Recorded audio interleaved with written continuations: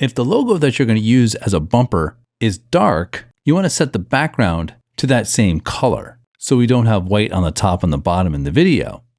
At the top of the navigation, there's the background color, and click on black, and that will fill in the lighter areas.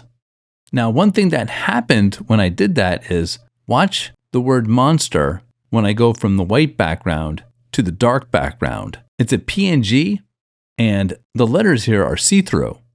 So if you want to fix that, you would have to take this logo into Photoshop and add white behind the word monster, and then re-export it from Photoshop as a second logo.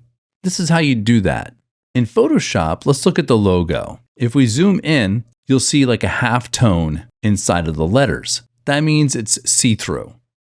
Let's make a new layer on the bottom of the layers panel, and then let's fill that layer with white. Edit, fill, click on contents, click white, and then click OK. And then drag that layer underneath the logo, and now we have the word monster with white letters. Right-click on the logo layer and merge down so it flattens out the image.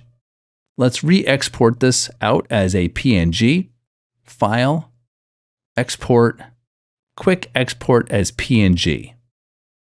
We can remove this part and write number 2 or whatever you want to write here that tells us that this PNG has the white lettering.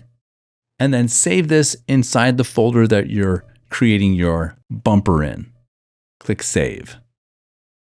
Let's bring that new PNG into the timeline, and now we have to recenter it and make it smaller. There we go. Select somewhere else, and that's looking a lot better. Here's the before, and here's the after. This lesson will continue in the next video.